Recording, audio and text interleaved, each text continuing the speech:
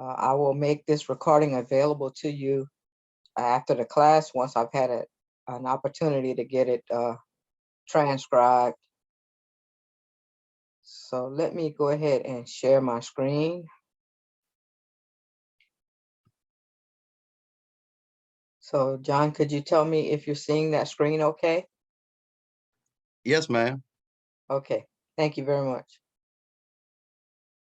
So I did post an announcement or two since the last time we got together.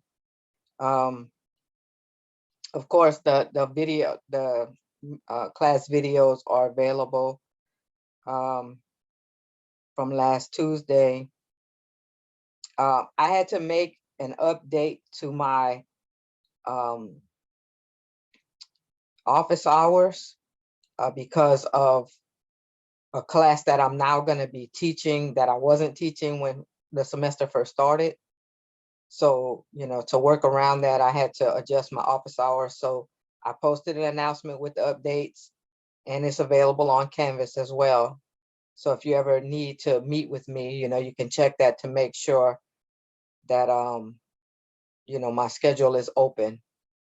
The other thing was that, and I just caught this today and working through the new classes that I'm teaching, I realized that I did not build in a spring break for you guys. And the rule says that if we're on break, technically you're supposed to have that time just like any other student who attends class.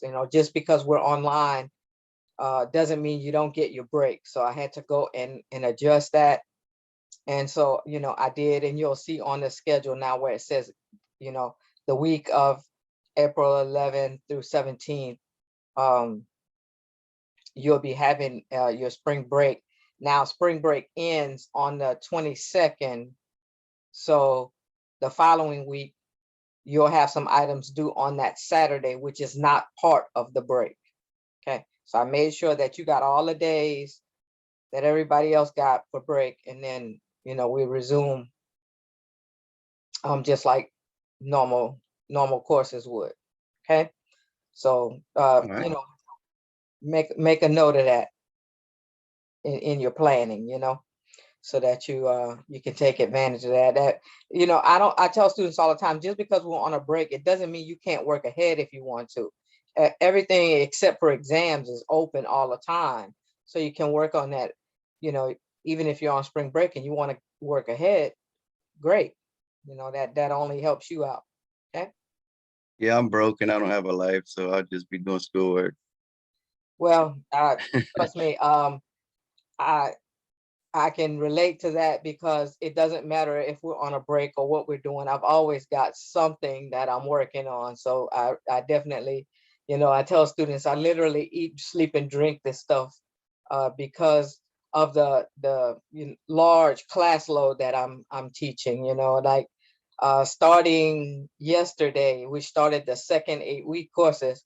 So I picked up a total of 7 new courses, which is sometimes the number of courses that a person teaching, like for the full semester would have. But so that'll give me a grand total of like 14 classes that I'm teaching total. So I'm like you, I don't get a break. I just keep working.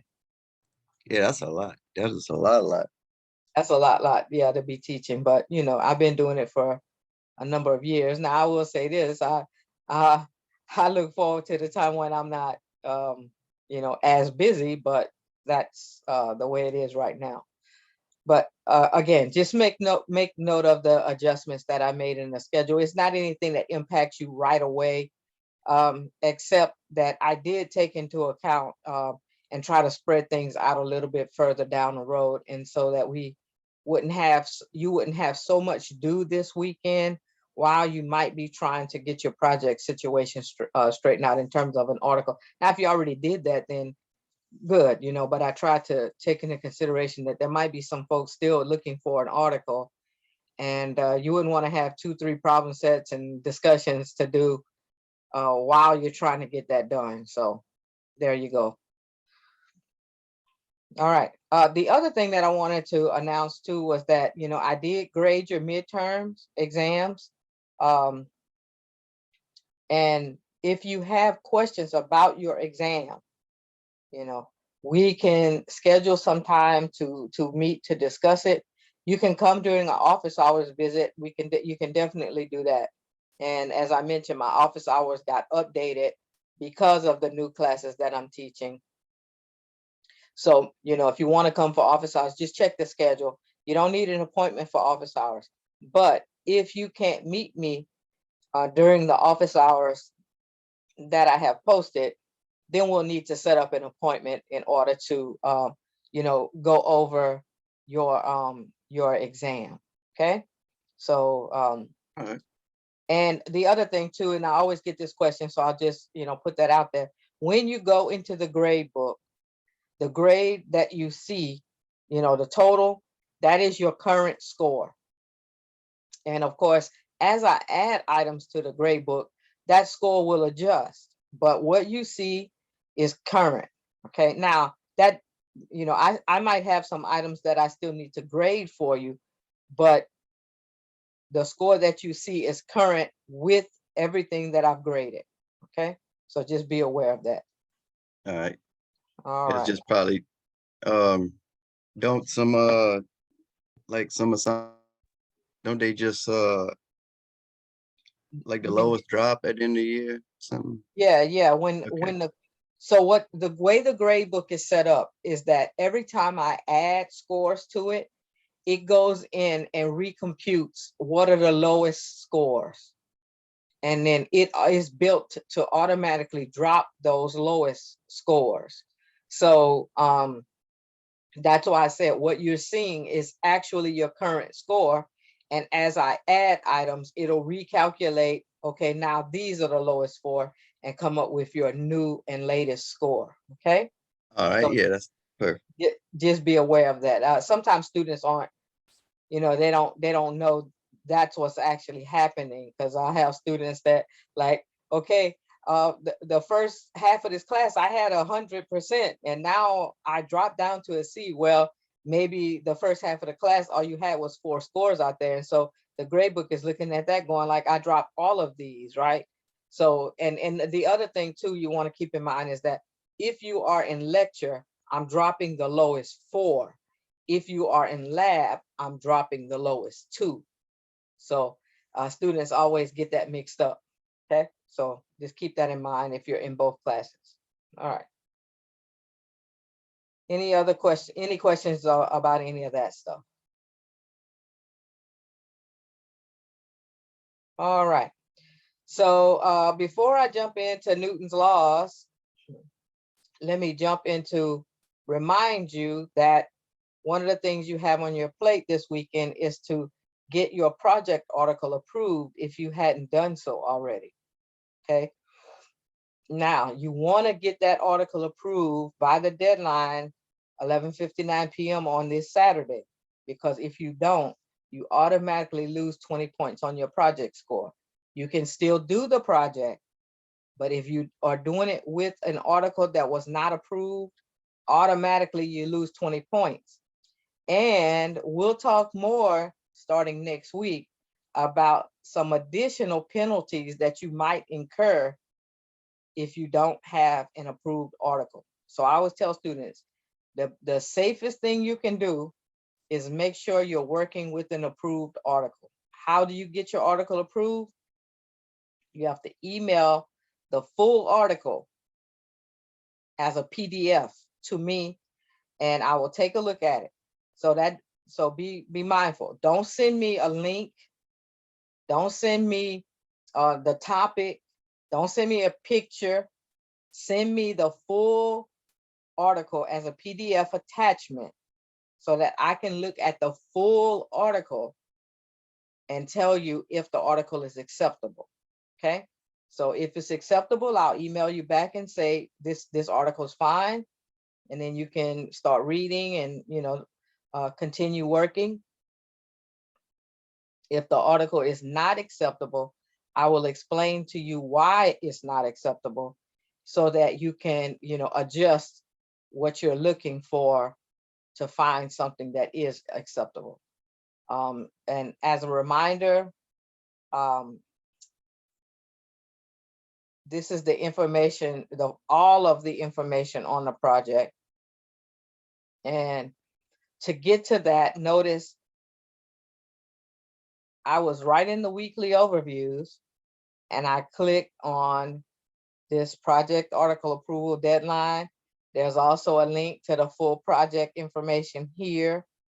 You can get to it in the syllabus, because the syllabus, if you scroll down far enough, has all of the assignment deadlines. As I remind you, that's a good to-do list to look at, and you see there's the project article deadline, and all the way down there's the project. Okay, so that's another way you can get to it.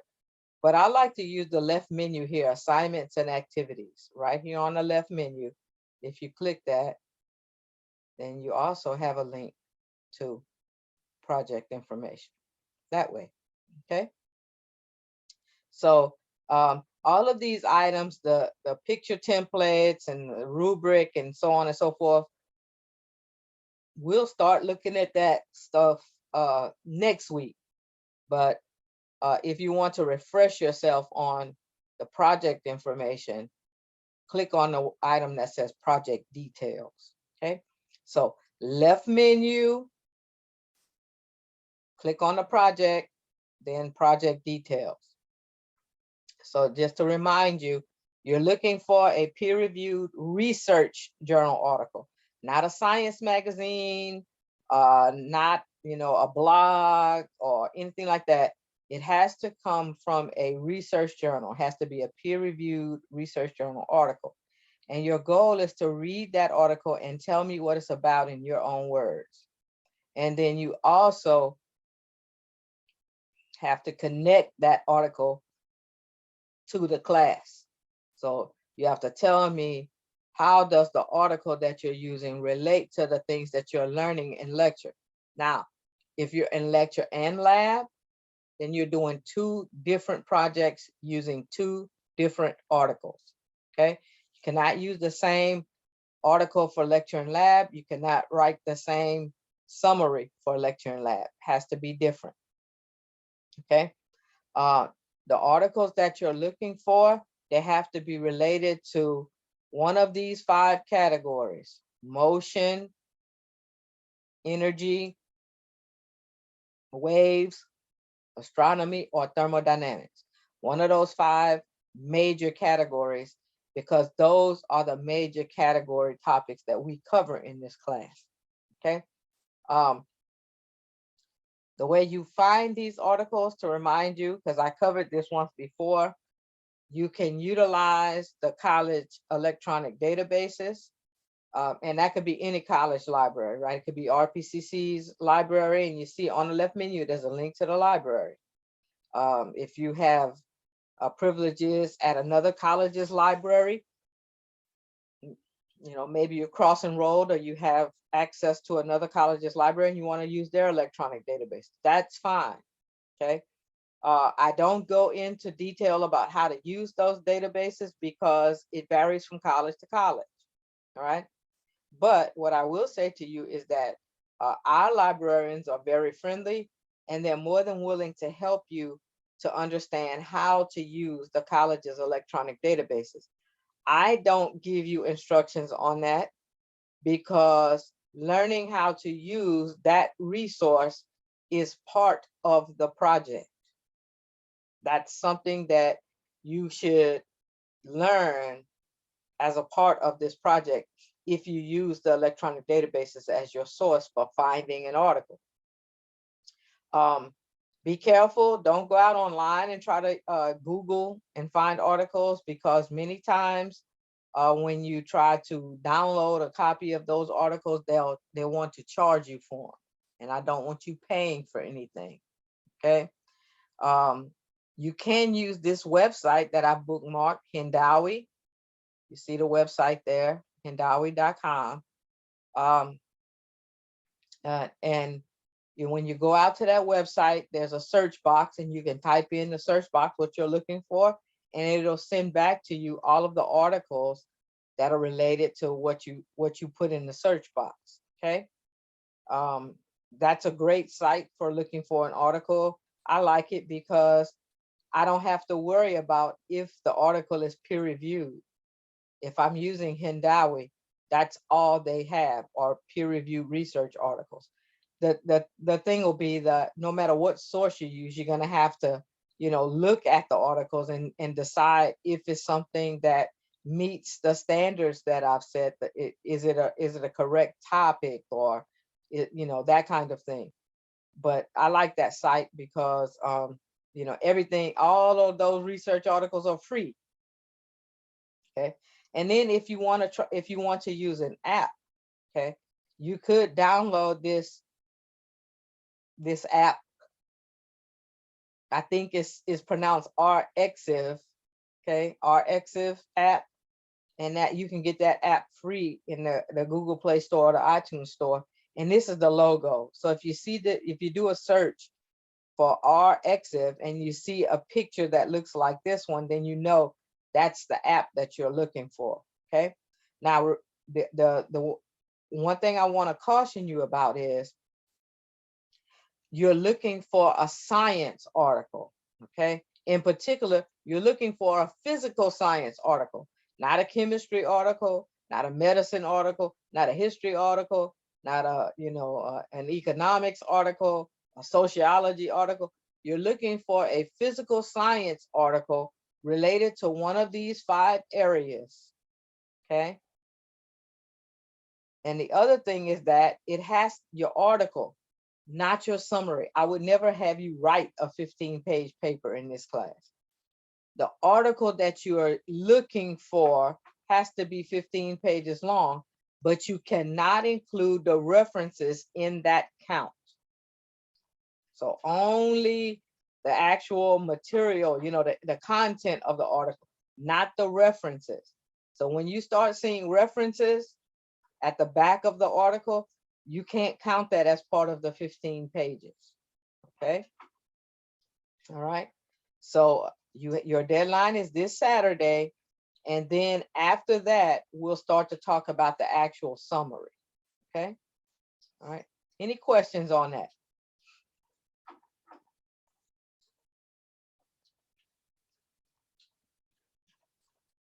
All right. So while you're looking this weekend, of course, if you have questions, don't hesitate to reach out to me. I'm more than happy to answer any questions you have about what it is you're looking for. Or, of course, when you think you found it, you'll definitely want to send it to me so that I can review it and give approval or tell you, how you need to adjust what you're looking for. All right. Okay. So that takes care of that project stuff. So let's get into this week's material. So this week we're going to be looking at Newton's laws. So up until now, we have strictly been looking at motion from a kinematics perspective, meaning we weren't worried about what was causing the motion. Okay. All we knew was that the object was moving and we wanted to know about its position or displacement or distance or velocity or speed or acceleration. But we didn't worry about why was the object even accelerating or not accelerating in the first place. Okay. In other words, we looked at pure motion without respect to cause. Well, now what we want to do is start to really take into account the causes for the changes in the motion that we might or might not have seen in our object. So in order to dive deeper and add another layer of complexity, if you want to think about it like that, in order to start looking at the causes for the motion, we have to look at forces. Okay. And so whenever we want to deal with forces, we have to deal with Newton's laws. And that is because Newton's laws help us to understand how do we analyze forces as they interact with our objects. Okay, so Newton's laws form the basis for understanding the role that forces play with respect to motion.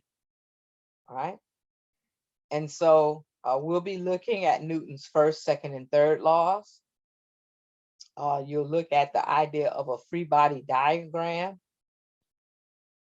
because that is a nice picture for helping us understand and visualize the forces that are involved. We'll have to, once we have that free body diagram, then we have to know what do we do with it, and we'll take a look at that. We'll look at how we utilize Newton's laws to help us calculate quantities like mass, weight, force, so on and so forth. We'll look at some different types of forces like the normal force or friction force. And then we'll investigate this new property called inertia and see what role it plays in dealing with motion. We'll look at this idea of balanced or unbalanced forces. And then we'll utilize our understanding of this balanced and unbalanced force to talk about net force, and then use that net force to figure out acceleration. And then finally, we'll look at this idea of action and reaction pairs. Okay, so those are the kinds of things that we'll be focusing on in tonight's material. Okay, and so of course you know that you do have some items on your plate to get done this weekend. Of course, I already talked about the article approval for the project, but in addition to that, you're going to be working on problem set 5. Now, remember, problem set 5 actually deals with last week's material. Okay, last week's material was on 2D motion. If you recall, projectiles and circular motion, right? So problem set number 5 relates to that. In particular, it focuses on projectile motion. Okay. And before we wrap up tonight, we'll take a peek at problem set 5 to make sure that you understand what it is you have to do for problem set 5. Okay. But I'll do that before we wrap up tonight. I won't do it right at this moment. All right. You do have a discussion on Newton's laws that you have to complete, because remember, that's our current topic, right? So your discussion is always on the current topic. Problem set is always on the topic from the week before. And then I'll talk about your first bonus, and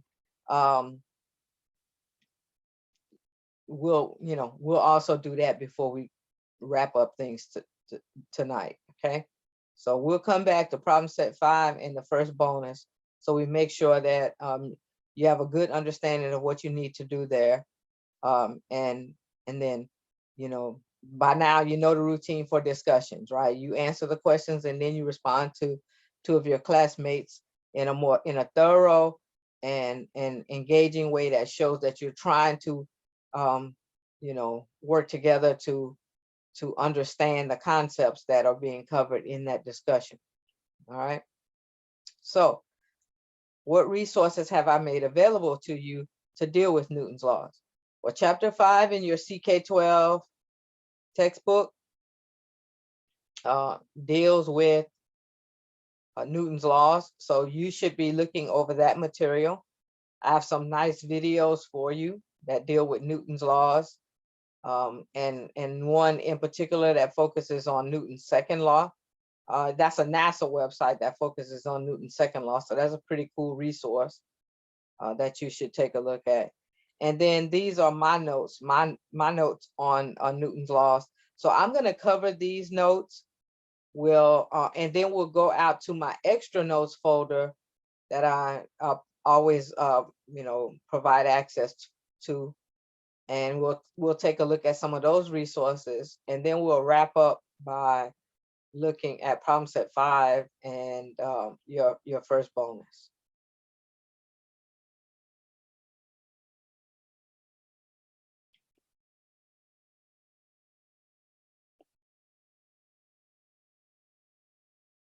And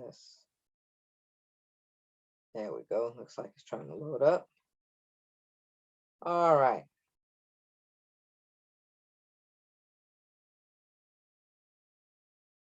So as I mentioned before, up to now, we have been dealing with kinematics.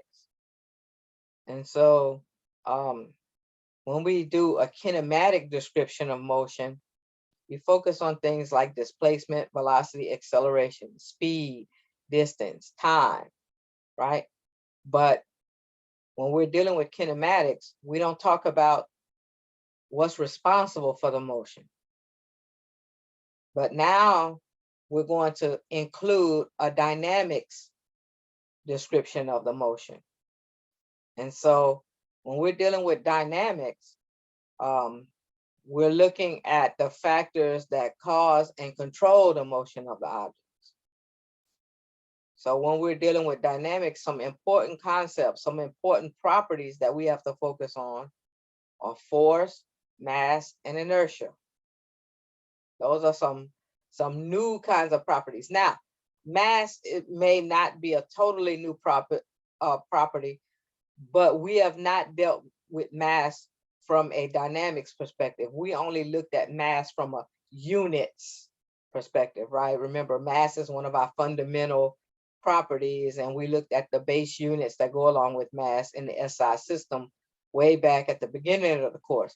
But we have not looked at mass in terms of the role it plays, you know, in terms of motion and in particular dynamics. Okay. So now, our understanding of dynamics and forces was, you know, was built by many different scientists. Okay. But there were some who did a better job at it than others. In particular, Galileo was very important in his helping us to understand this dynamics description of motion. Okay, and that is because Galileo was particularly, you know, he approached things in a particularly systematic way through in experiment. And so, you know, he got a lot of things right about how you know, this idea of causes for motion, right? And then after Galileo, Newton comes along, and he really takes the work of Galileo and refines it to the point where even today, you know, the work that Newton did is still heavily relied on. In fact, as I mentioned to you before, this class is what we call a Newtonian physics class, meaning we rely on the laws of motion established by Isaac Newton as the foundation for the work that we're doing in this course. And you know, and I always found it fascinating that if you look at the lifespan of Galileo and Newton, you see Galileo died in 1642 and Newton was born in 1642. So it's almost like, you know, the two premier scientists that have helped us to understand motion, you know, from a dynamics perspective, you know, the early founding fathers, you know, Galileo kind of passed the torch, if you will, to Isaac Newton. You know, he died and gave the torch to Newton, and Newton was born, right? So, you know, and I can't stress enough to you, you know, how important the work of Newton is. I mean, we wouldn't, so much of our world is based, you know, our environment includes motion and moving things, right? Everything moves, right? And so, you know, the fact that he was able to help us understand that motion, the motion that we see going on around us every day. um I don't think, I know that people regard him as genius, but sometimes we don't really stop and think about just how genius he was. Okay. um the work that he did is, the influence is ever present in the work that we do as physicists. And he wasn't just interested in motion. He was very interested in light. He invented the reflecting telescope. If you've ever seen a prism, that's we credit the understanding of light breaking into the rainbow to Newton. He was, just that curious about his physical environment. Um, and even went so far as to develop a whole branch of math, calculus. Newton, along with Leibniz, developed the branch of mathematics that we know as calculus. And he invented calculus to help him understand motion, because he could see that motion was based on rates. A lot of things that we measure in physics is based on rates. Distance per unit time, displacement per unit time, velocity per unit time. All of those are rates, and he needed a way to describe that. And so he invented the math to do it. Now, while of course all of those things are extremely important, the thing that we know him best for are his laws of motion. And those laws form the basis of dynamics. And we'll see next week that his genius even extends into helping us to understand gravity, one of the four fundamental forces in the universe. His work was paramount in helping us to understand gravity. So an extremely important scientist. I just don't understand, like reading his laws and going through them. I don't understand how he even got to thinking that way. I don't know. Um, It's counterproductive, not counterproductive, counterintuitive to, normal way of thinking. well, put it this way. I think because we're so used of the idea of forces, and we almost take them for granted, right? Because it's very intuitive. I mean, we push, pull, move things are moving all the time, and we don't really stop and think about how could we, what is the mathematics that we need to describe that in a complete way. We take it for granted because it is such an intuitive thing. I mean, it's intuitive to say if you push something harder, it's going to go faster. But where we stop is that we don't really dive deep into what mathematics is needed to be able to do that. And that I agree with you to a large extent. The level of inquisitiveness and the thought process that has to be there to uncover those relationships. That's why we credit Newton with being a genius, right? I tell folk all the time, in all of human history, I mean, you can bank on this one. You've never seen a book just spontaneously jump off a table. If a book is sitting on a table, it's going to just keep sitting there until something happens to change that, right? But now if you think about what mathematically is actually going on there, that's where, it's like our ability to describe that is limited without the work that Newton did. So I agree with you. It is weird to think that this is how this guy is thinking, right? But just wait. If you think that's weird, just wait till we get to next week. To me, that's where Newton's genius just like can blow you away, right?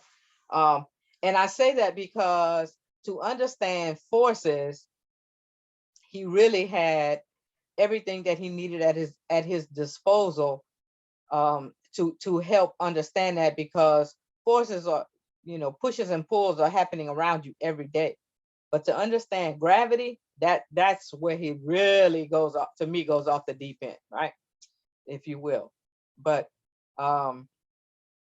so, being able to take our everyday experience with forces and describe them mathematically, I agree with you. Okay. Um, and so, um, and that's where he started, with our everyday experience. And so, his ability and the rigor and the mathematics that he brought to this whole force business forms the basic of dynamics, okay, and helps us to understand the motion of objects based on the forces acting on them, okay. And so, I like to describe a force in a simple way, as I mentioned, a push or a pull, because that conveys a lot of information, right? If I'm pushing or pulling, automatically direction is involved. I mean, you only have to think about it. If I'm pushing something, I'm pushing it in a certain direction. If I'm pulling something, I'm pulling it in a certain direction, right? And so that tells me that because there's always direction involved, that force has to be a vector, okay? Now you go back a couple of weeks back when you looked at this whole idea of vectors having what? Size and direction, or magnitude and direction. And that's a very important concept, because our ability to visualize forces, you see, I think that's where sometimes we get into this whole business of how do you figure that out? Because it's not something that you readily see. You can be pushing on an object, but unless you have some way of measuring that, you don't know how much, right? And so this whole business of vectors helps us to establish the amount of force and the direction of that force, which is critical if we're going to understand fully what the forces are doing to the object in terms of its motion. All right. So, we utilize vector language, which is also mathematics, by the way. We use vector language to help us represent forces. We can add up forces. Okay. So if we have multiple forces acting on an object, we can take those forces and add them together or subtract them. Okay. And when we can add and subtract forces, what we get, we call the resultant force. So when we take all of the forces acting on an object and we add them or subtract them, we can get what's known as the resultant force. And you'll hear some other language that's very, very important, the net force.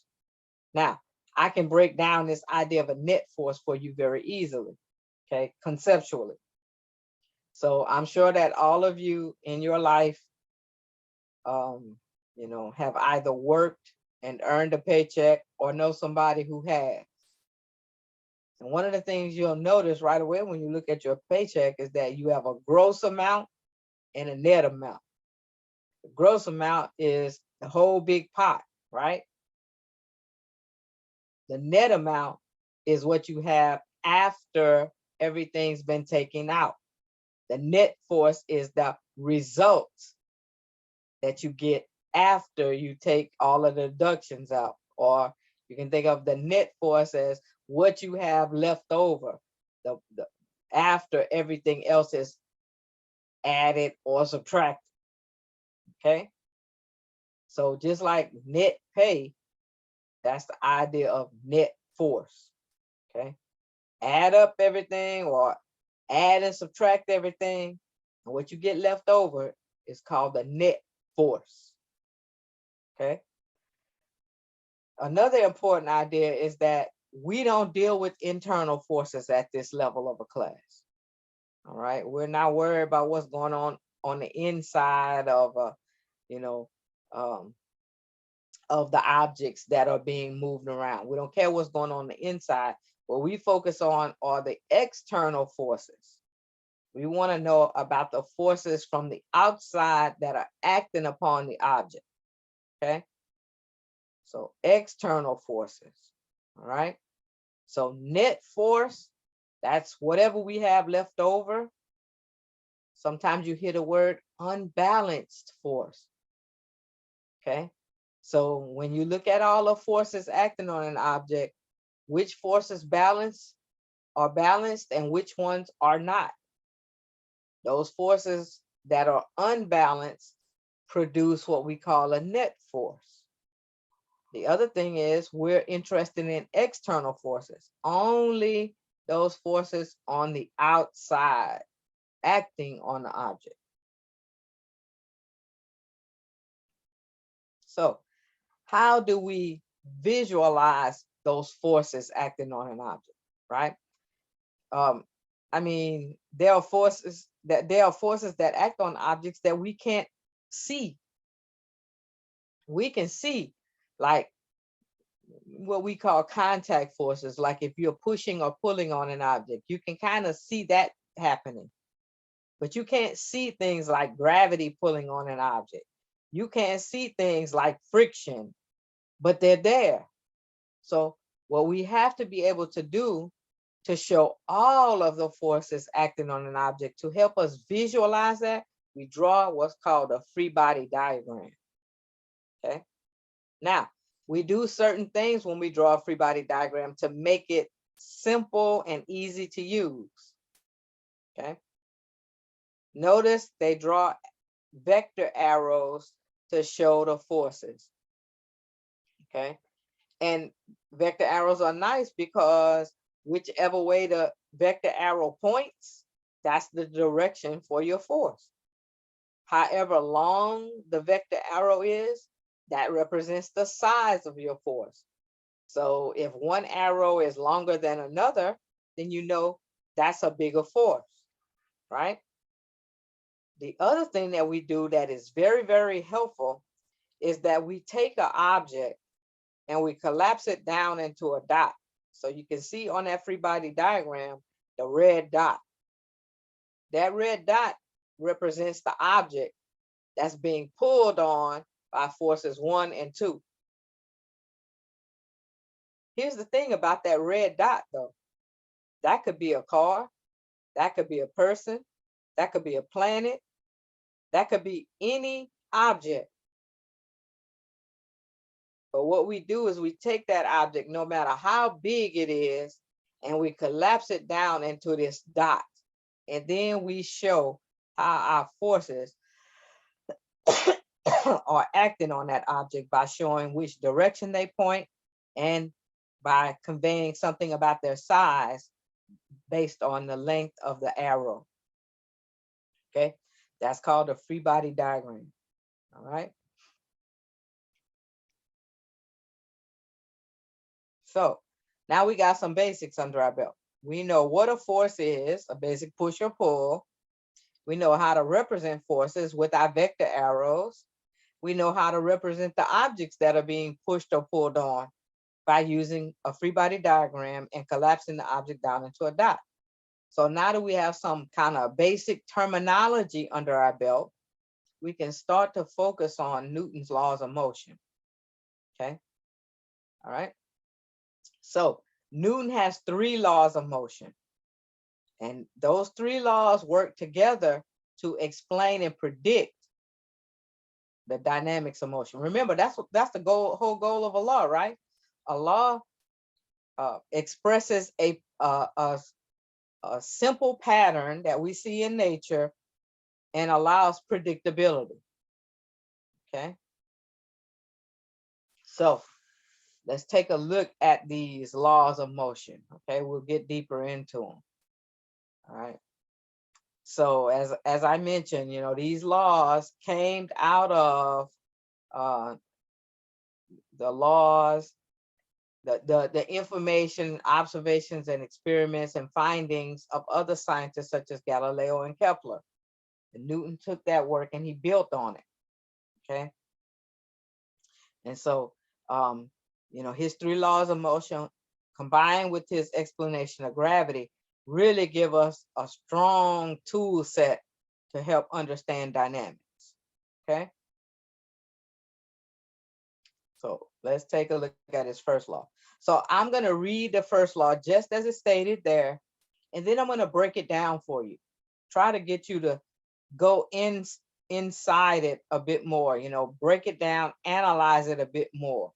Say it, be able to state it more than one way. Okay.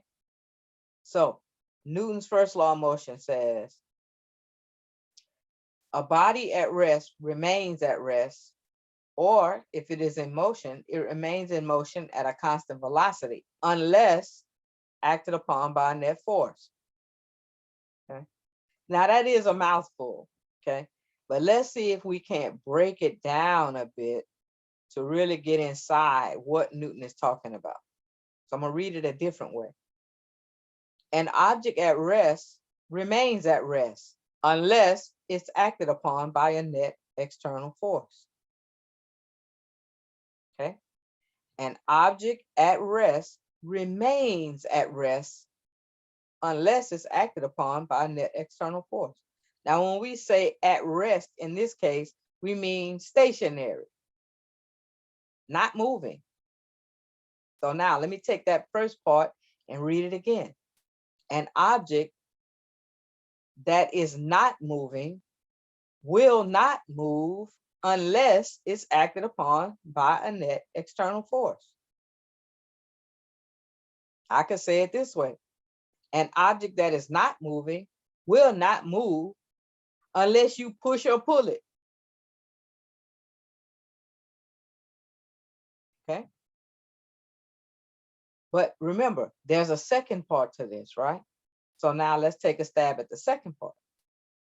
An object that is in motion will remain in motion at a constant velocity unless acted upon by a net external force. Let me say it a different way. An object that is moving will keep moving with the same velocity unless you push or pull on it. So that's what Newton's first law says for us. It tells us that objects want to continue doing whatever they're doing. If they're at rest, they want to stay at rest. If they're moving, they want to keep moving with the same velocity. How can you change that? Apply a net external force. If the object is at rest and you push or pull it, it's not going to stay at rest. If the object is moving and you push or pull it, it's not going to keep the same velocity. Now, that is, of course, you have to have a what? A net external force to do that, right? If you push or pull on it with a net external force. Remember, net means what? Unbalanced. So if all the forces on the object are unbalanced, then that object is not going to be able to keep doing what it's doing. It has to change. Okay. So what Newton's first law establishes for us is that there's a cause in the form of a net external force, and then there's a change in the velocity of the object, the effect. Okay. So if you want this effect, meaning what? You want the object to change its velocity, then you must have a cause, a net external force. Okay. And now just keep in mind in the background, remember, velocity includes what? Speed and direction. So if you want the object to change its velocity, you could make it change its speed, you could make it change its direction, or you can make it change both. How do you do that? By applying what? A net external force. If you do that, you're going to make the object change its velocity. Now, change its velocity could mean two things. It could mean that the object is no longer at rest, or is no longer moving with a constant velocity. Okay. So yeah, I mean, we get that whole idea of at rest. Okay. Well, I said earlier, Newton is a genius because what? He figured out mathematically that books don't jump off tables, right? If the book is at rest, it's going to stay at rest unless you push or pull it. But what the second half of that is the one we miss. We miss that idea about objects that are already moving. Okay. Be very careful in how you interpret Newton's first law. Newton's first law does not say that forces cause motion. Newton's first law says that net forces cause a change in motion. Okay. And that's where Galileo, Aristotle, Galileo, those folks got things wrong, because they could not see friction.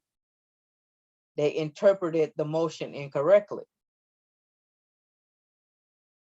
Aristotle believed that an object's natural tendency was to come to a stop, but he didn't understand friction. An object's natural tendency is to keep doing whatever it's doing. And it's this unbalanced force that can change that. Okay. So you have to be, see, this is where it's like, we can say this Newton's first law a lot of different ways. There's a lot of implications of Newton's first law. Okay. And that's why it's important that conceptually you understand what he's saying.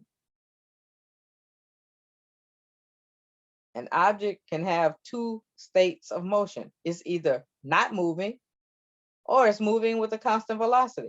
And if we want to change that and cause the object to do something different, we have to apply an unbalanced force or a net force. Okay. Now, sometimes you will hear Newton's first law called the law of inertia.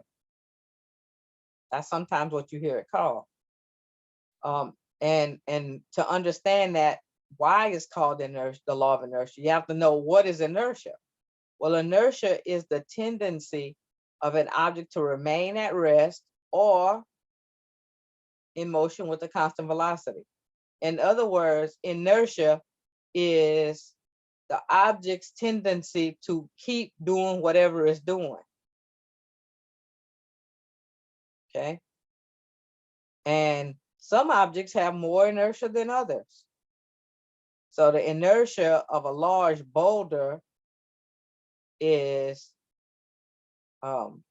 bigger than the inertia of, they give here a tennis ball. I always like to say the inertia of a bowling ball is much greater than a golf ball.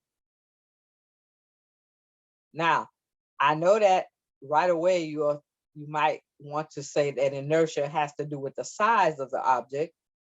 No, inertia has to do with how difficult it is to change the motion of the bowling ball versus the golf ball. Well, when you think about it, which one is going to be harder? In this case, they gave the large boulder, or in my example, the bowling ball, right? Which one is it going to be harder to change in terms of its motion?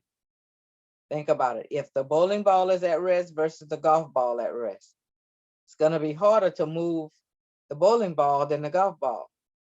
If the bowling ball is already moving and the golf ball is already moving, which one is it going to be more difficult to change in terms of its motion? The bowling ball. So that inertia gives us a sense of how difficult it is to change an object's motion. Okay. And the way we quantify inertia, because inertia is this intrinsic property, the way we quantify that is through mass. Mass is the measure of an object's inertia. You can think of it that way. More mass, more inertia. Okay. All right. So mass, we know that mass tells us what, how much stuff an object is made of, and we measure it in kilograms. But the other important thing is that mass is also a reflection of the inertia. More mass, more inertia. More inertia, more difficult to change its motion. Okay. And so you can see why this would be, why Newton's first law would sometimes be referred to as the law of inertia, because Newton's first law tells us what must be present if we're going to change an object's motion. What must be present if we're going to overcome the object's inertia? A net force. Now, Newton's second law, on the other hand, is more quantitative in nature. All right. Newton's first law says, hey, if all the forces are balanced, no changes. Newton's second law says, hey, well, what if we do have an unbalanced force? How much change am I going to get? Right? So Newton's second law mathematically helps us understand that cause and effect relationship between force and changes in motion. All right. And so, what the law does is relate that net force to mass and acceleration. So that net force tells us how much unbalanced force we have. The mass tells us how much inertia the object has. And the acceleration tells us how much the object changes its motion. So Newton's second law says, hey, now I have an unbalanced force. How much acceleration am I going to get? All right. And so that's what the picture is showing. The picture is showing you if you apply the same push, in this case, F, you see the red F, that's your net external force. Okay. So if you push the car with the same amount of force that you push the basketball, then you can see very clearly that because the basketball has a much smaller mass, it is going to accelerate more. Okay. So that's what they're saying, they're showing you. You have the small mass for the basketball, the big mass for the SUV. If you put the same amount of force on each one of them, then you're not going to get the same amount of acceleration. Okay, the smaller object is going to accelerate more.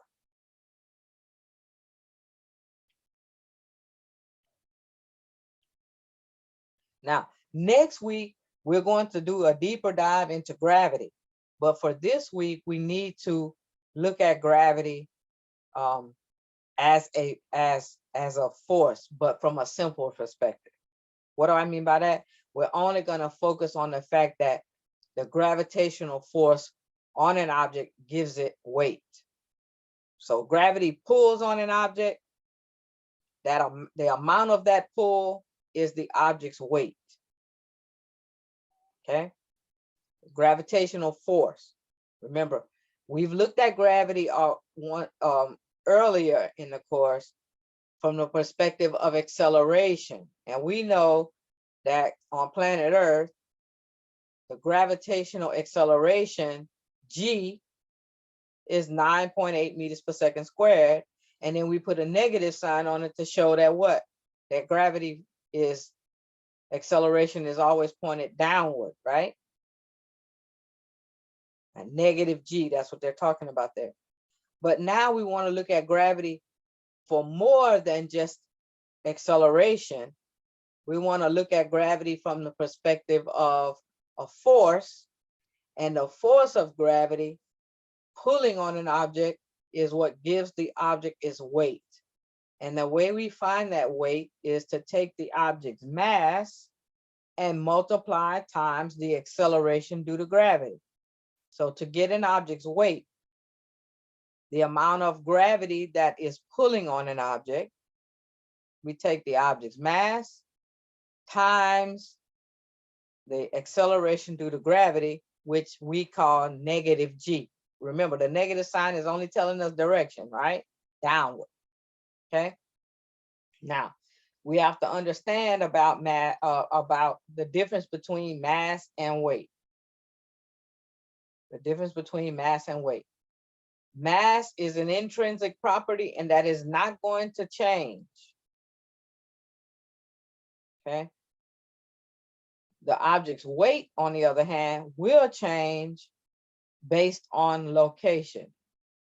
The object's weight will change based on the value of g. As g changes, the object's weight will change. As g changes, the object's mass will not change.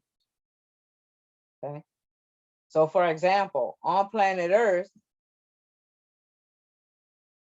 you will take 9.8 times the object's mass to get its weight. But on the moon, you will take 1.7 times the object's mass to get its weight. So you can see from that your weight on the moon is going to be less because the gravity on the moon is less. Same thing for Mars. Okay.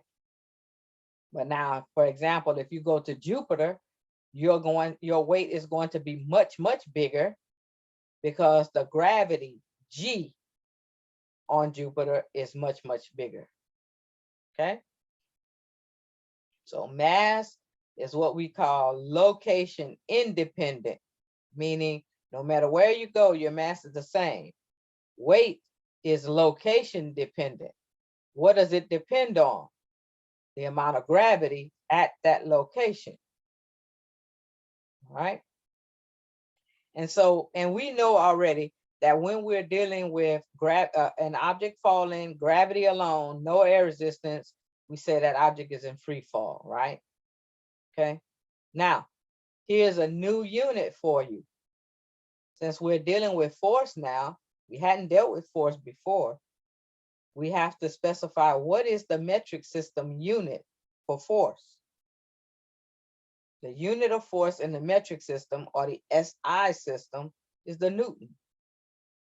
And some you see there in honor of Isaac Newton, a lot of books will use a capital N instead of a lowercase n. Okay. The unit for force is the Newton in honor of Sir Isaac Newton. Okay.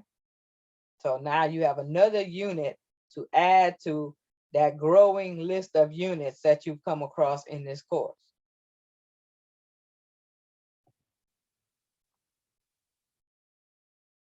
And finally, Newton's third law. Newton's third law. So Newton's third law is referred to as deals with the symmetry of forces. In other words, it says that forces come in pairs. Okay. And what we call them are action-reaction pairs. And so Newton's third law of motion says whenever one body exerts a force on a second body, each body experiences a force that is equal in magnitude but opposite in direction. And you're like, what? For every action, there is an equal but opposite reaction. For every action force, there is an equal but opposite reaction force. So Newton's third law deals with action-reaction pairs. And it tells us that forces occur in pairs. Okay. We have an action pair, and we have an action force and a reaction force, and they always exist together. Okay. So that's what's being shown in the picture. All right. So the swimmer pushes against the wall. That's the action. The reaction is the wall pushes back on the swimmer. So they're talking about the feet, right? Because that's where the point of contact is, right? The swimmer's feet push on the wall. That's the action force. The wall pushes back on the swimmer's feet. That's the reaction force. And you can see from the picture that those two forces are the same size. How do I know they're the same size? because the arrow for each is the same length. And you can see very clearly that they point in opposite direction. So action reaction pairs, same size, opposite direction. Now, do not confuse that with the notion of balanced forces. Those forces are not balanced. In order for forces to balance, they have to be acting on the same object. Well, the feet are acting on the wall is acting on the feet. So they're not acting on the same thing. So there's nothing that can be balanced there. That's why the swimmer can accelerate. Okay.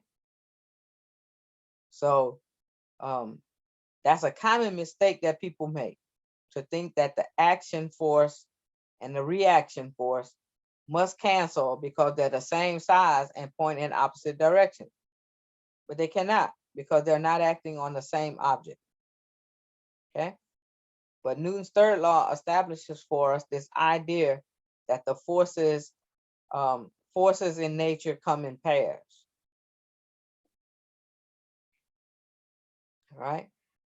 Another important thing that we need to focus on is this idea of different types of forces. All right. So we can categorize forces based on how, what they're doing. We can categorize them in terms of how they're transmitted, what effect they have, and so that makes it kind of easy for us to understand what these forces do. So, pushes and pulls, we get that general idea, but some terminology you will hear is like thrust, lift, or drag, especially kind of like thrust and lift when you're dealing with like airplanes, right? For example, or rockets, okay? Drag when you're dealing with like air resistance. Weight, any object that has mass has weight because gravity is pulling on it. And then friction force, which is always present anytime objects are touching. Normal force, which is kind of like the counter force to weight. You can think of it that way. And we'll look at these kinds of forces, and kind of visualize them here shortly when we look at some examples. And then tension. Tension is like the force in ropes and cables and chains and so no matter what kind of system we're dealing with there, if we can model it as like some type of rope or cable or then we would attach to something to pull it, for example, then we typically call that tension.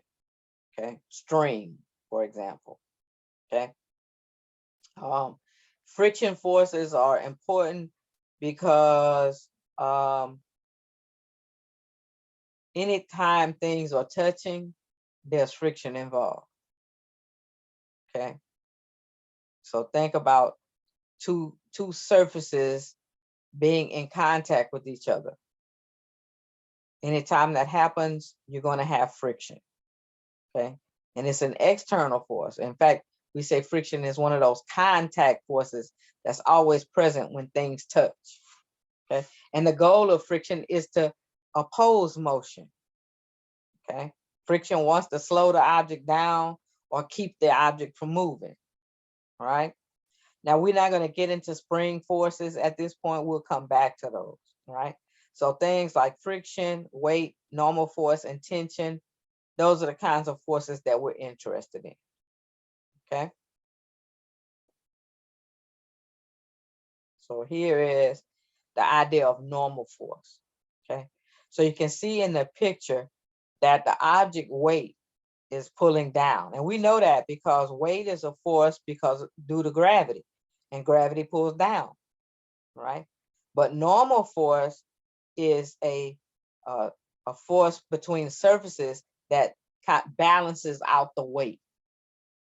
So you can see, for example, the Bow Wow chow, the dog food, sitting on the table. Well, what's happening to the dog food? I'm not talking about what's happening to the table. I'm talking about what's happening to the dog food. Well, gravity's pulling down on the dog food, and that's what gives the bag of dog food its weight, right? Think about it. A small bag of dog food versus a big bag of dog food sitting on a table. Which one is gravity going to pull harder on? The big one, right? But you also have to think, what is balancing the weight and keeping the object from falling through the table?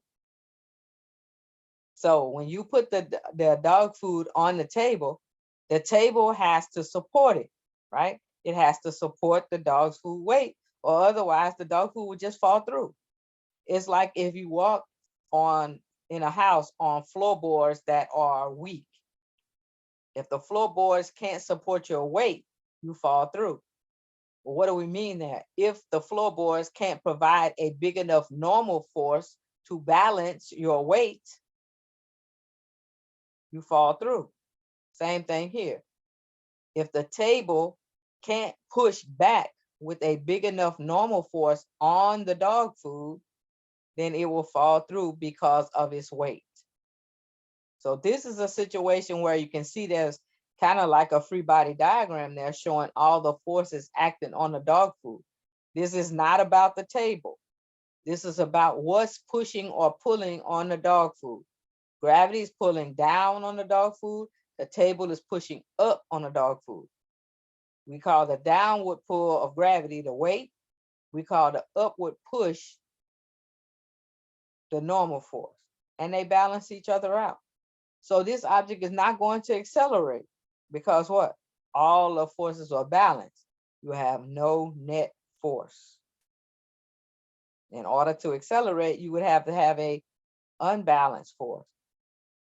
Everything's balanced. Okay? So normal force is this upward force, you can think of it that way, that balances out the weight on an object. Tension. So you can see visually what we mean by tension, like ropes or cables and things that are connected to an object, right? And so you see what they did in the free body diagram?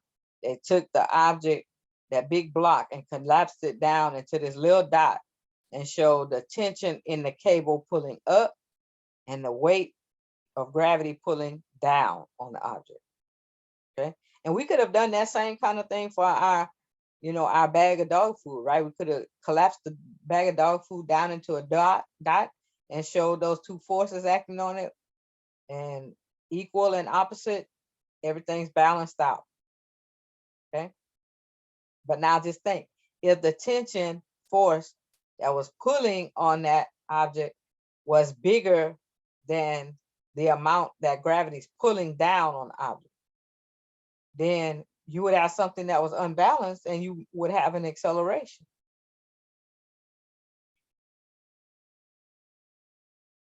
All right. And then this last slide here just talks about the different forces that we find in nature, the fundamental forces. Okay, so gravity is a fundamental force. The electromagnetic force is fundamental. The weak force, the strong force, the nuclear forces, right? Okay, so, and it's just to give you a sense of the fact that gravity is really a very weak force. How do I know it's a weak force? Because look at the exponent, -38. The other forces have an exponent that's much smaller. Negative still, but much smaller, right? So you can see that, gravity is a very important force. It's one of the fundamental forces, but it's not a very strong force when you look at, compared to the others. Okay. All right.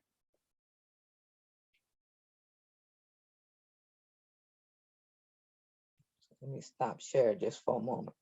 So how you doing, John? You okay out there? Yeah, so far it's pretty good. I just the way some problems are worded, that's where my trouble comes. But as far as everything else, I got So pretty good.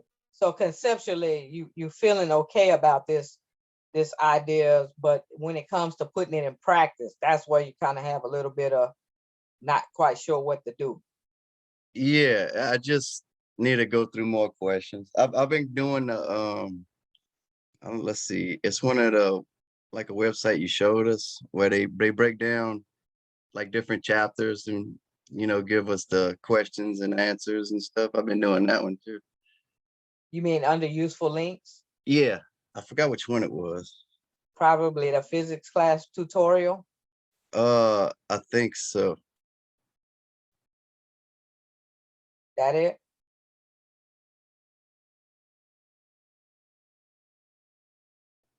I don't see nothing on the screen yet. Oh, I gotta share it. My bad. I forgot. I stopped sharing. Okay, let me do that.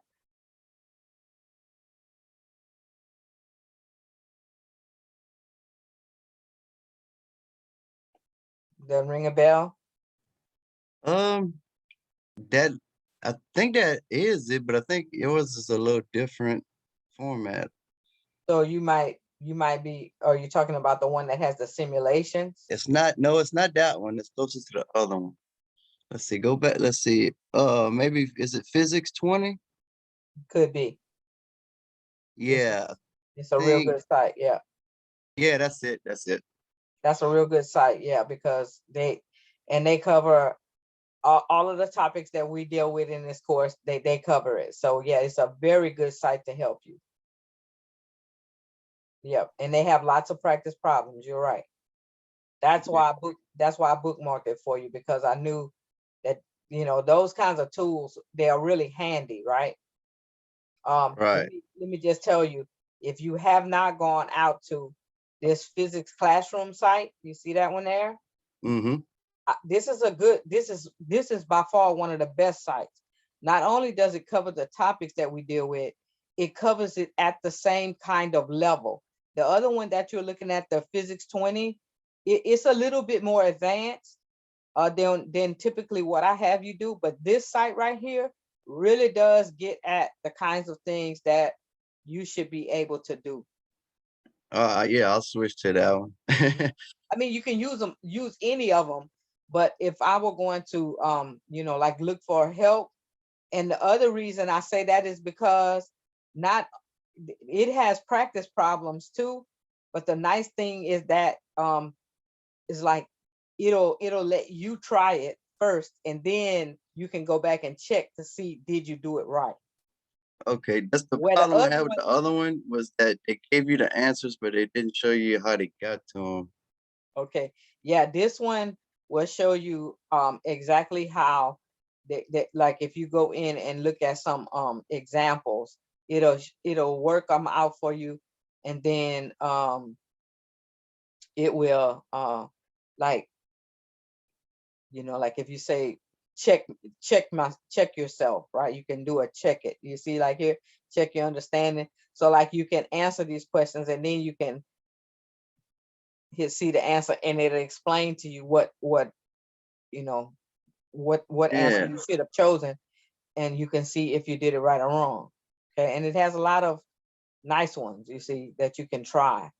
And I like that it not only does it solve problems, but it has questions where it focuses on the concepts too. It's not all only just about the math. That other site is more math oriented because it's more advanced.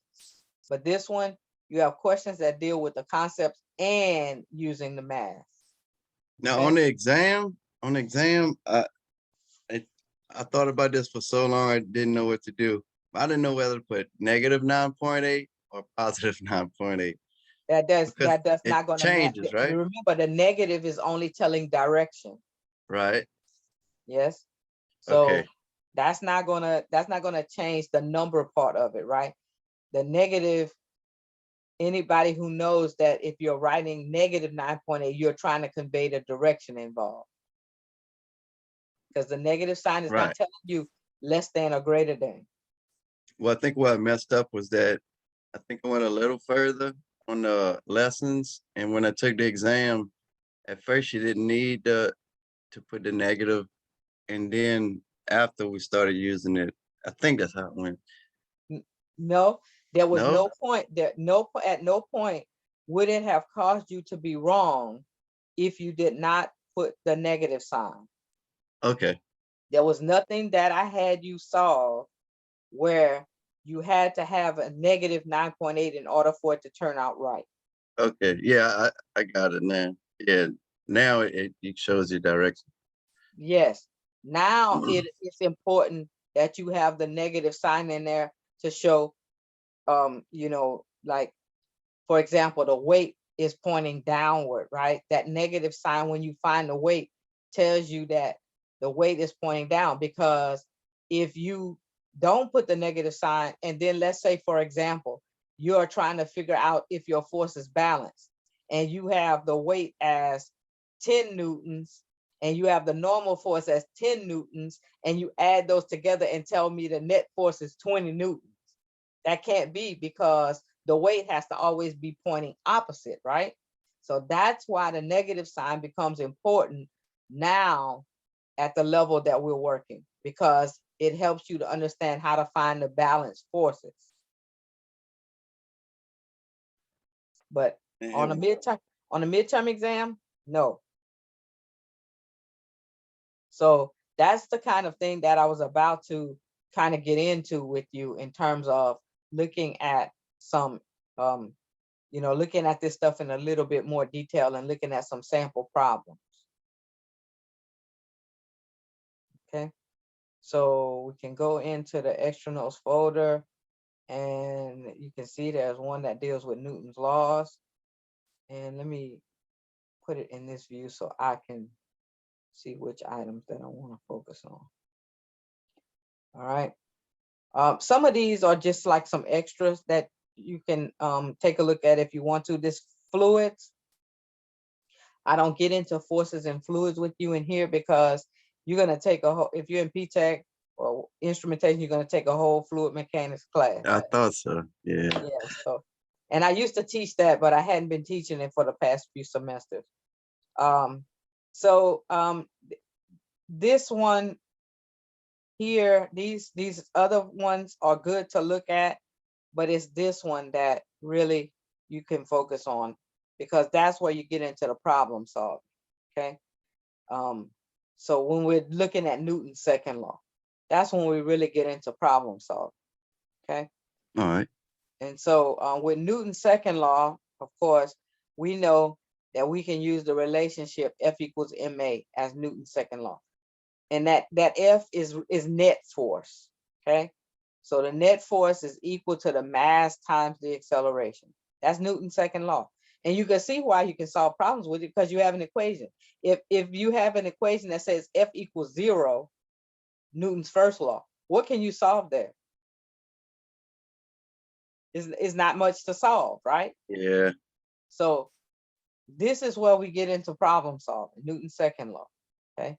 And you see what I did was I took this equation that's in the gold star and I wrote it with A out front. So Yeah, I A, remember the mentioning for some reason that would made it better to understand. yes, because you can see here that if the F gets bigger, remember F is net force, right? F is your unbalanced force. So think about the picture with the dog food and the normal force. Everything was balanced there, so you didn't have a net force. So if your net force is 0, how much acceleration are you going to get? 0. But let's say, for example, that the normal force was bigger.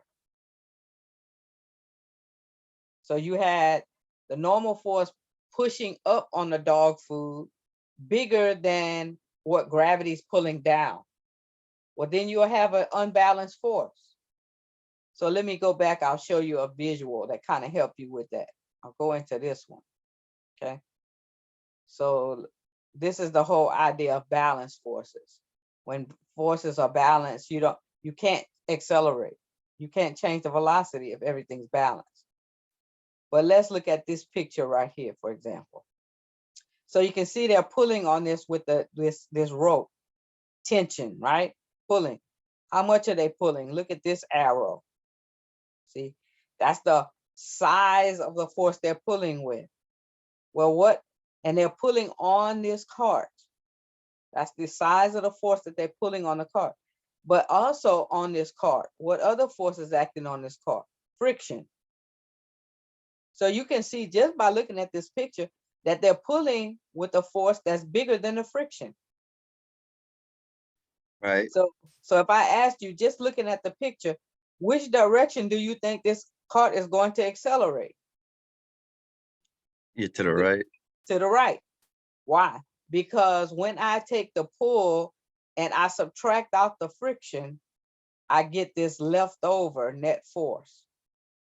The net force is not an actual force on the object.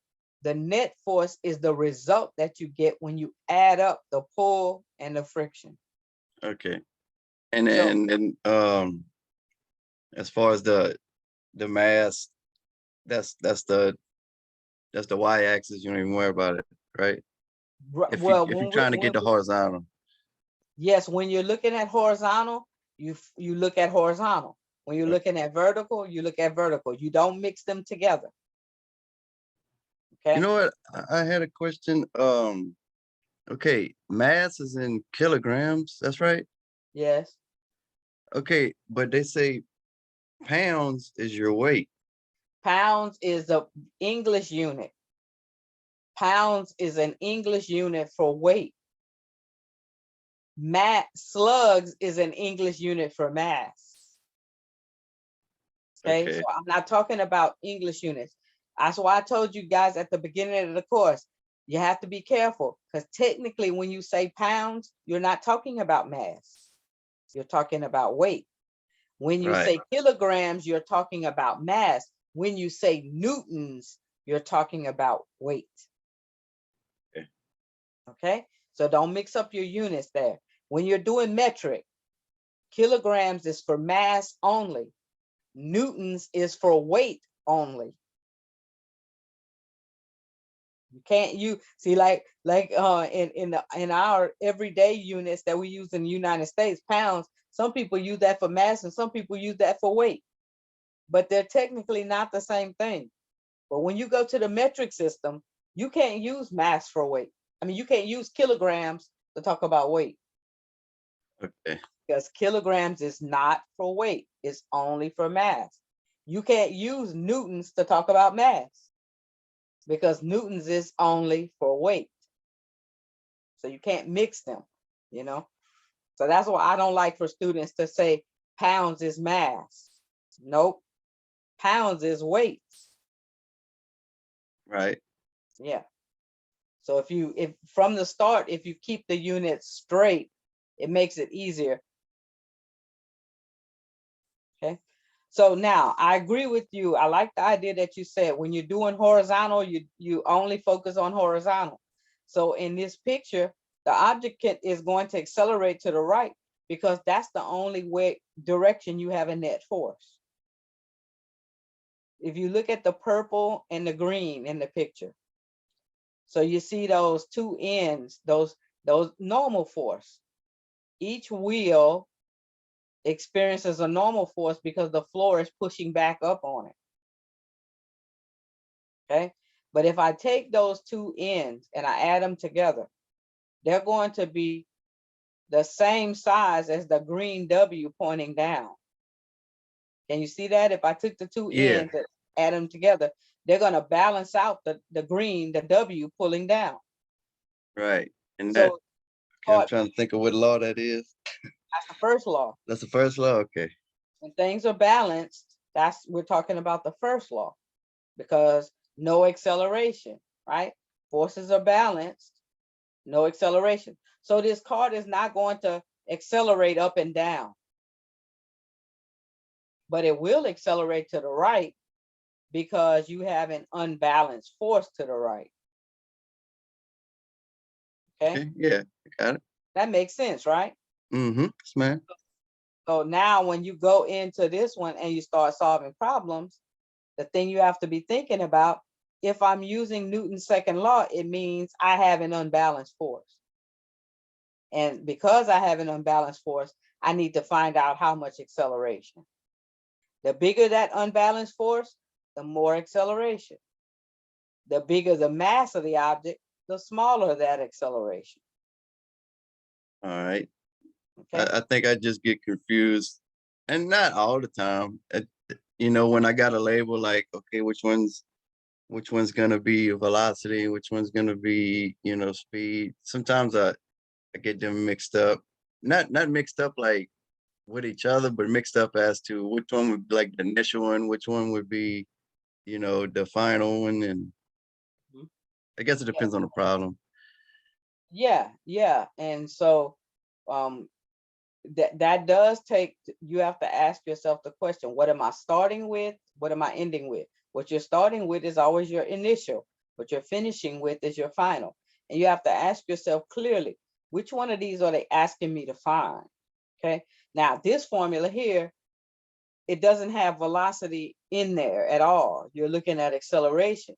But you have to remember, if I know the acceleration, then I can, if given enough information, I can go back and figure out, well, how fast was it going in the beginning? It accelerated,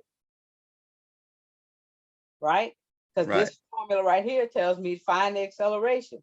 Well, in the back of your mind, you have to be thinking, if the object accelerated, then it means you know, it had to be going faster. There was a question on the, oh man, I think on the experiment for the Mhm, lab. It was about mhm. I think a satellite and space junk. I that was on that Newton's, it wasn't on the Newton's laws experiment. You must be talking about gravitation or something. No, this is for universal gravitation lab. Okay, yeah. See, that universal gravitation lab is actually, It was number 12. That's what it was. yeah, yeah, that had that. And it says it's hard. That's the one I didn't figure out. Okay, yeah, because what you have to be thinking about there is, you have to be thinking about the amount of, when you want to determine, I don't know, I don't recall if it asked you about acceleration or if it asked you about velocity or what it It's asked. how far would a satellite have moved when it encounters a space junk? Assuming they meet each moving with the accelerations that you saw for earlier. I don't know if that's enough to help you, but Yeah, because I don't really know yeah, numbers you ain't right got off the bat. nothing in front of it. Yeah, right.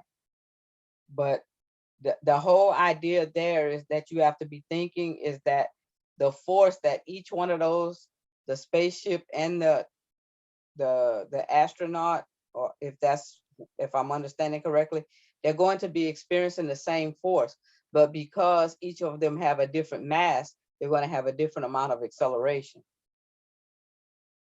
All right. Yeah. Yeah, I think But overall I'm good. yeah. So this is the formula that you will have to be able to use to solve problems on Newton's laws, for Newton's second law, right? And Hmm. so there's a couple of examples here that we can take a look at. So it's this formula is pretty straightforward. Okay. So if you put it in the pyramid, you got F on the top, M and A beside each other because they're being multiplied, and F is on the top because to get the others you have to divide, right? Hmm. Okay. So in this particular example, they give us the mass and they give us the acceleration and they want us to find F. So that's just to multiply. The math part is easy because you can use your calculator. It's the unit part. When you multiply a kilogram times meters per second squared, remember kilogram is for mass, meters per second squared is for acceleration. When you multiply those two things together, they combine to make a Newton. Right. Okay. Mhm. And then the other examples are just, okay, well, this case, I'm looking for A, so I have to divide. That's why I tell students, if you go to the pyramid, Yeah, I use that pyramid. that can help you because you don't have to even think about whether you're going to multiply or, I mean, you don't have to think about solving equations. All you have to think about is, do I multiply these together or do I divide? But it's the units that get a lot of students, right? Because if you don't understand the difference between velocity and acceleration, you're going to always be mixing up the units. If you don't understand the difference between force and mass, you're going to be mixing up the units. Okay, so be careful with that. So for example, in this problem, they gave me the force and the mass, they want the acceleration. So to get that, I have to take F divided by M.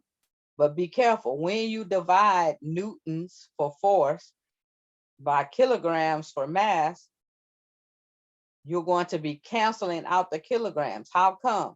Because remember, a newton has built in Yeah, kilogram meter square. kilograms. Yeah. It has a kilogram built in. So you have to be thinking, yes, I see newtons there, but I have to remember on the inside of that newton is a kilogram that's going to cancel this one out. Okay, so proper units are critical when you're dealing with this material, because everything's based on measurement. Okay, and then finally, the last one you could imagine is they want you to find M. Now, this is a good example here of a kind of problem that I expect you to be able to solve. And let me explain to you where some students fall short on this one. So it says Mrs. J weighs 557 newtons. What is her mass? So we can see they gave us newtons. That's force. But if they want me to find M, the question becomes, well, where's the A, right? They didn't give me in this problem, the way they said it up here, they didn't give me any A. So a lot of students will look at that and go, well, you didn't give me enough information. You didn't tell me what the acceleration is.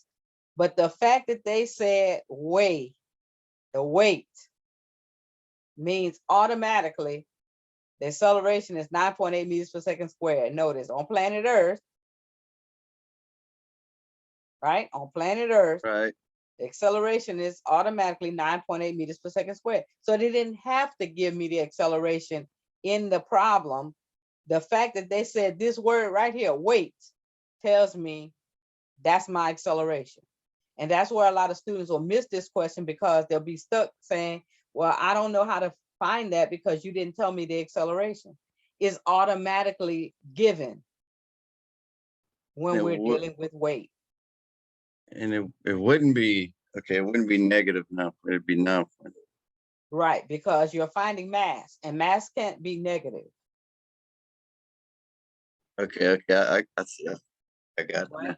Now, if we were trying to solve the problem and determine direction for some, like if we were trying to solve the Velocity. acceleration, if we're trying to solve the problem and determine the direction that the object is going to accelerate in, then yes, we need to pay attention to positives and negatives, right?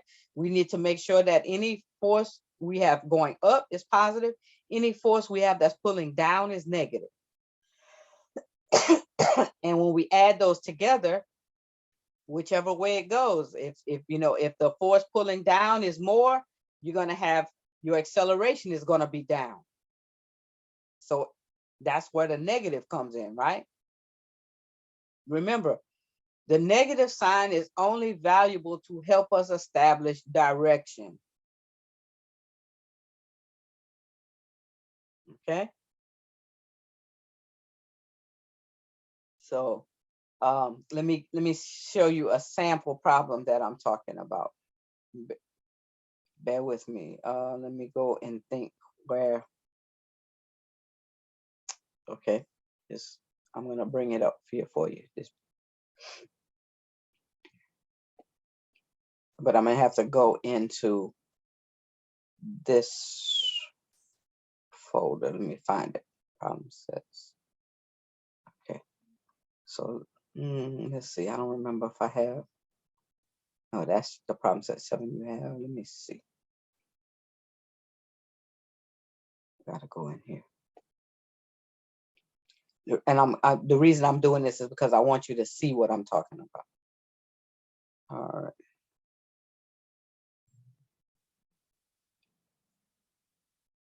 Okay, and I'm gonna search. Let's see. Let me do this. This might.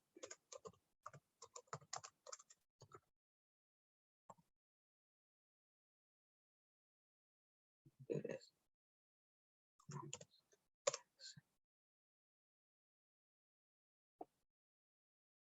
This one. Okay. So here's an example. Okay, it says, can you see that okay? Yeah. Okay. So it says a box of mass, a box with a mass of 5 kilograms is pulled vertically upwards. So imagine this box in the picture has a rope on it and you pull it upward. Okay. And you're pulling it upward with a force of 68 newtons. Okay. Now, what we need to know is they want to know how much is the box going to accelerate. Well, if we're pulling up with 68 newtons and we want to know is the box going to accelerate, then we have to know how much gravity is pulling down. Because the only way the box can accelerate is if those two forces are not balanced.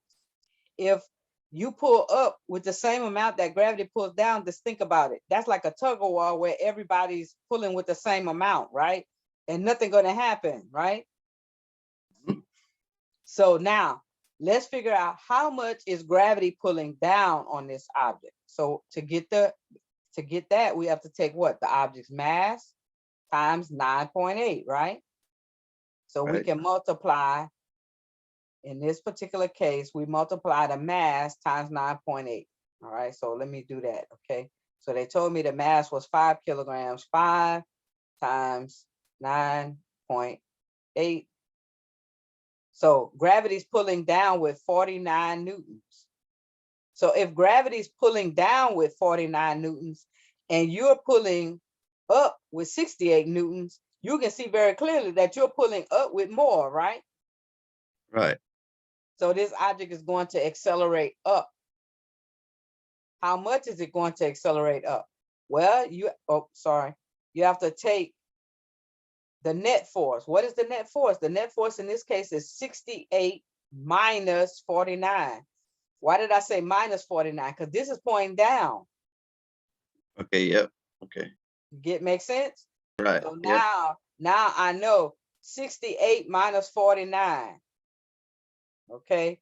So that gives me I don't know, right off the top of my head, 68 minus 49. Let me see. 68 19. minus 49, 19, yes. Okay. So you have a net force of 19 newtons. Now you take that 19 newtons and you divide by the mass of the object. 19 divided by 5 gives me 3.8 meters per second squared. Because they asked me to find what? Acceleration. So my unit has to be meters per second squared. But I found my net force because Newton's second law says what? Net force equals mass times acceleration. How do I find the net? Add up all the forces. Well, this one is positive because it's pointing up. This one is negative because it's pointing down. So that's why I did 68 minus 49. Okay. What if this had been reversed? What if the gravity was 68 newtons and you are pulling up with 49? Then which direction is the object going to accelerate? Down. And so you would expect that answer to be negative because you're pulling down with more. So your acceleration is going to point down, and that has to be negative because if up is positive, down has to be negative. Okay. Does that make sense to you? Yes, ma'am. Right. So see, that's where understanding concepts becomes important. Because if you don't understand the idea of a net force, what a lot of students will do is take 68 and divide by 5. But they will not remember the 68 is not your net force. 68 newtons is only one of the forces acting on the object. The other force is gravity pulling down. And that gravity force pulling down is always going to be there anytime an object has mass. Gravity is always pulling on things, pulling them down, and the amount that it pulls depends on the object's mass. Okay, so that's the kind of problems that you would, be asked to solve. Can you pull it up 1 second? Sure. Go. Okay. You see, on part A, they got A equals T divided by M minus G. Mm-hmm. But that's Okay, after that, because they did it. They did this. Let me show you on a whiteboard. but the way they wrote it afterward when they was doing it was different. No, Like they did 68 divided by 5. That's T over M. Okay, and they put that in parentheses okay. minus G, right? Okay, I see what they. Okay, yeah. That may okay. Because look, if I divide both sides by M, right? I get A by itself. I divide both sides by M. That gives me T divided by M. And when I divide this second part by M, the M cancels out. Okay, but I wouldn't have done it that way. I would have done it like this. Because that, to me, it keeps the math simple, right? If I did this right here, okay, so T minus W equals M times A, all right? So T is 68, W is 49. I'm gonna do that math first, okay? And then I'm gonna get a number, and this is equal to 5 times A. When I subtract this out, then I get, what did you tell me that was? 19. That 19 is equal to 5A. Okay, that's much easier. Yeah. Right, okay? So A is equal to 19 divided by 5. That's how they got the 3.8. And I know if I'm finding A, my unit must be what? Meters per second squared. Right. Okay, yeah, that's better. Yeah. They did this the way physics students, people doing physics would do it, right? That what they're trying to build here is that wait to put your numbers in at the very last step, but at your stage is easier to see if you put the numbers in. Okay, and the velocity, that's Okay. okay. Would So that be final velocity equals initial velocity? yeah. So they're doing the same thing. So now they want to know, okay, they want to know how fast is the box going to be going after you've pulled on it for 2 seconds, right? So now we know the box's acceleration. Okay, we know that. We know how much it's accelerated. Go back to your equation. VF minus VI equals AT, right? That's your pyramid. Let's do the pyramid. Let's do your pyramid, because I think that's what you were saying, that trying to keep that straight, right?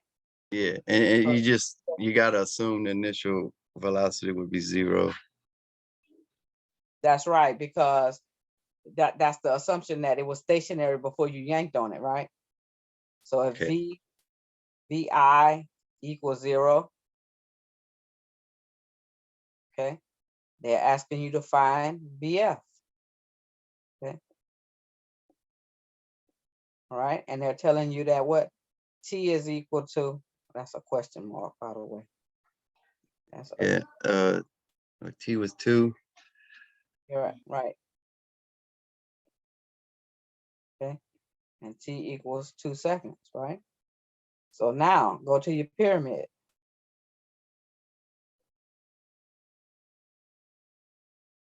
Okay, So that's here, A T, that's VF minus VI. Well, this becomes real easy because VI goes away, right? It's 0. So VF has to be what? A times T. You know A, you figured that out already, right? The 3.8. Okay.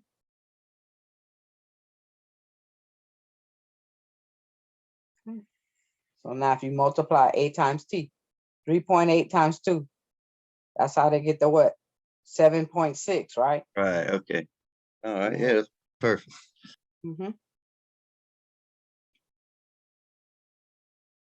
So that's the kind of thing that, utilizing Newton's second law is useful for solving problems just like the one we just worked. Right. Okay. And the ones that I showed you in the example packet. That's the kind of thing that I would expect you to be able to do. All right. I can handle that. I just Mhm. gotta, do a few more. Yeah. Yeah. And like I said, that tutorial site that's a really good site to go to for Newton's laws. It's a really good site. Okay. In fact, it's a good site for everything that we do. But in terms of like them breaking down things for you and giving they work some sample problems, and then you can try some sample problems, and then you could check yourself. And they don't just show you the answer; they show you actually how they worked it out. Perfect. Good. Okay. All right. So the only other thing that I told you that I wanted to make sure you were good with before we closed out today was to look at problem set number 5. And I'll talk about your bonus too.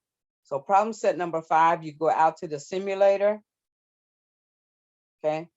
And you're gonna change these numbers 5 different times. It's kind of like a throwback to the one you did before, right? Where you had the car on the track, you had to Okay. change the numbers 5 times. Well, this is a projectile, and you're gonna change these values 5 times. And then after you've done it 5 different times, you're gonna use that information to help you answer these questions. All right. Okay.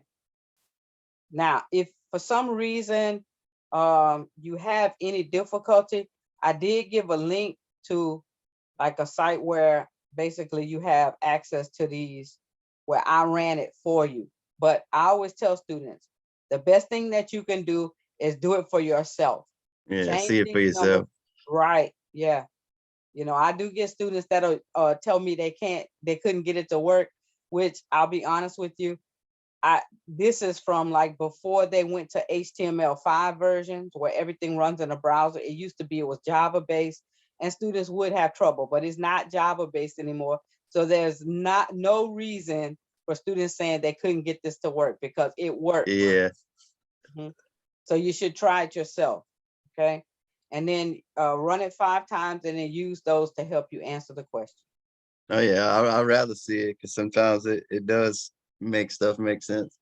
Yeah, because you can see, okay, when my number was 4, it did this. Now my number is 10, and I can see that it's doing that, right? Right.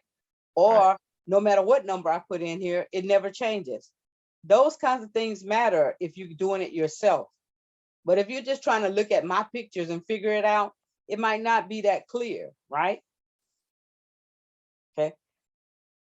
All right. The other thing was your first bonus. Okay. Now this bonus, if you I do it, wrote that already. huh? I wrote it last week. I had time. Okay. Yeah, because if you turned it in to me already, No, um, I didn't turn it in though. okay, you can turn it in at any point, and I'll go back and add your points to your midterm. Okay. Hmm. Yeah, I think it's maybe next week when we can see it. I wrote it down. Yeah, it's okay. Whatever the date it is, to me, that was you getting to see that you can use that, that you can use that locator tool to figure out where it's at in the world, right? Yep. Maybe you want to know when next time it's going to pass over Berlin. I don't know, whatever suit, whatever reason that might interest you. But the main thing is that you can see that there's a locator tool where you can actually track it as it moves across the sky. The other thing was that something you learned. So whatever that is, turn it into me. It's worth 10 bonus points. Yeah, It's just my way of trying to give students an opportunity to make up some points if they miss some along the way. yeah. I remember at least 10 different times in my life where somebody's like, "Oh, that's we looking at night." Like, "Oh, that's probably the space station." But Uh-huh. I don't know. They But probably it's was wrong all surprising. them times. It's surprising though that you said that, because there are quite a few people who don't even know that that exists, that is up there, and that people are actively living on it, for extended periods of time, right? I don't know if you've been watching the news lately, but one of the things that the Russians threatened with is that they're going to pull their astronauts from the International Space Station. And here's the thing, the Russians are the ones that were like they're giving the astronauts that are up there a ride home. So those astronauts from other countries that have been up there for an extended period of time, when the Russian um, you know, rocket comes to dock at the space station, those scientists will get on that, astronauts will ride with the Russians back to Earth. Well, the Russians were saying that they weren't going to let the other astronauts ride back with them. And so that means that what? They're basically up there without a ride, right? Yeah, they stuck for. They're stuck until, I mean, and it's not like, any country can just go say, oh, we'll go fire up a rocket and go pick them up, right? It's not like they're right down the street. It takes a lot to send a craft to space in a Yeah, safe and productive way, right? we probably got to get Congress to okay it, the money to do it. All kinds of stuff, right? So that International Space Station is just that, it's an international cooperative effort. So, it could be that maybe one time when we send a supply mission or whatever, some of their astronauts will hop a ride back home, depending on how long they've been out there, depending on if they're finished with the experiments that they're doing. I mean, because they just can't stay out there, you know, forever, because the body atrophies in that environment, because your bones and tissues are used to the gravity on planet Earth. If you're away from Earth's gravity for a very extended period of time, your muscles will actually atrophy. That's why while they're there, they have to be committed to an exercise routine to keep their muscle mass. And that's why when they get back home, a lot of times it takes them, some of them, an extended period before they can actually walk again, because the gravity out there is not 0, but it's not 9.8. And think about it, all of your existence, what have you been exposed to? 9.8. So, you know, I thought that was like, I'm like, that's cruel. Those guys don't have anything to do with that, but okay, Yeah, but yeah, I don't but know. I'd stay on instead of taking that chance. Have to go to Russia and not get to leave right. Yeah, if you can, I guess. right. But okay, John, that was pretty much what I wanted to share with you. Oh, let me not forget, you stayed the full class period. So I need you to email me and say, hey, Doc Z, I was the only student who stayed for the full class period tonight. All And right. I'm going to award you an additional 5 bonus points. And you can put those bonus points on anything except your overall grade, even the project. All right. I appreciate it. Thanks. But you have to email me and you have to tell me where you want me to put the points. Okay? Not a problem. All right. You have a good one. You too. Bye.